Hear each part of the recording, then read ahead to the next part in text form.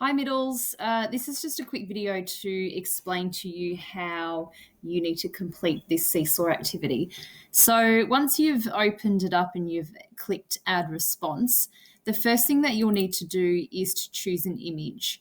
Now you can choose one of these images that I have supplied for you, or if you prefer, you can jump onto Google and you can do a Google image search and find your own nature image. It needs to be something to do with nature.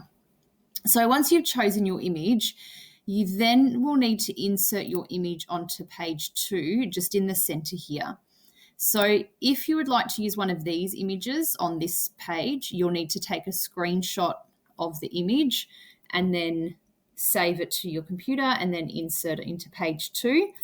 If you're doing a Google search, then you will just need to save the image from your Google search and then insert it into page 2.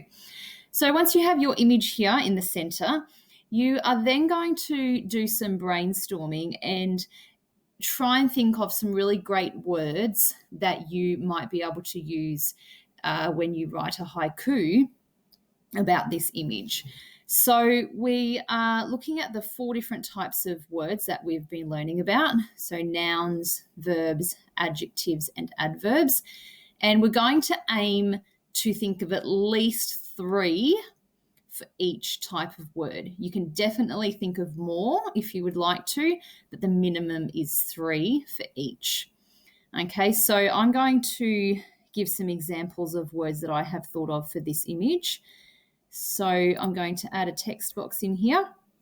So my first type of words are nouns. So remember, a noun is the name of a person, a place, or a thing. So in this case, it's probably going to be things that I'm going to be thinking of. So I'm just going to dump everything down that I can think of. So first word that I can think of is parrot, bird, feathers I can see, beak, because a parrot has a beak. I've got trees, or I might use tree tops. Wings. Okay, so there are some nouns. Now, obviously, you can see that my text box here has taken over too much space. So to edit this, whoops, we don't want to spin it around. To edit this and make it fit, I can widen a little bit. Then you want to use the corners to make it smaller. The corners are the key. That's how you adjust the size of your text boxes and make the writing smaller. Okay, so there are my nouns, and I can check over here. Yep, I've listed 3 nouns. Well, at least 3. I've actually got more. Okay, now for the verbs. Now, just a trick with the text boxes, before you start typing, you can't actually move them. So you might need to just type your first word. So for verbs, remember, verbs are action words, so doing words. So I'm going to put flying.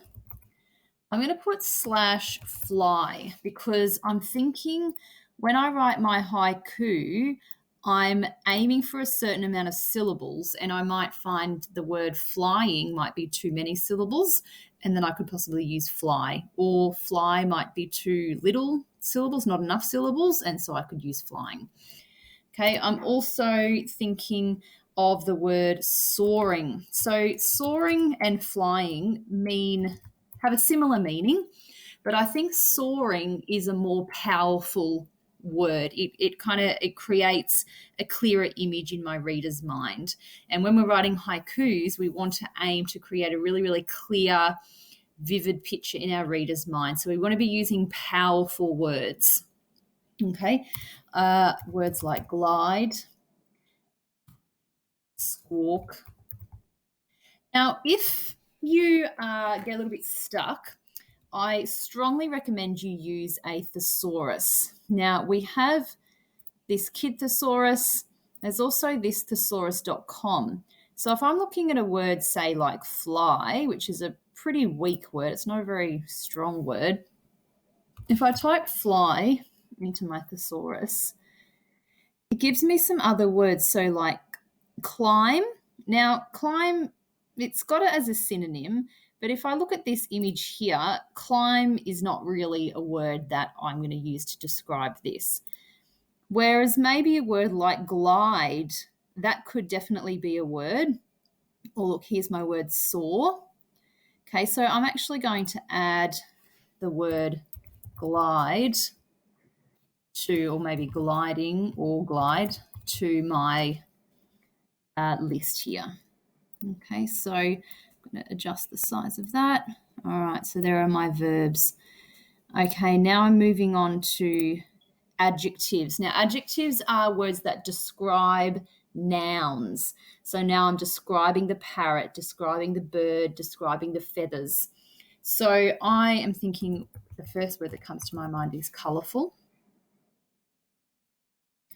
Move this down here now. Colourful. I'm just going to describe this as breathtaking. It kind of takes your breath away. It's pretty amazing. Beautiful.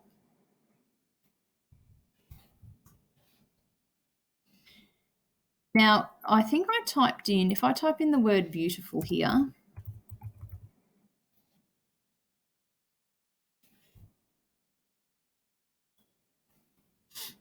look at all these words here: alluring, appealing, charming, cute, dazzling, delicate, delightful, elegant, fascinating. So many words. I'm going to use elegant, fascinating. Okay, and I could keep going and going. There's so many words. All right, lastly, we have adverbs. Now, adverbs are words that describe verbs. So if the bird is flying, an adverb will tell me how the bird is flying. If the bird is squawking, an adverb will tell me how the bird is squawking. So I am going to put majestically. I think he is flying majestically. Words like smooth, smoothly. I can imagine him, sort of gliding smoothly through the air. Sleekly. This is a word that I found in the thesaurus. Sleekly. If something is sleek, it's a synonym for smoothly. It's really smooth with no kind of bumps. I also am going to put wildly because this bird looks like he's out in the wild, maybe flying wildly through the air. Okay. All right. So once I have at least 3 nouns, 3 verbs, 3 adjectives, and 3 adverbs, I have completed this seesaw activity.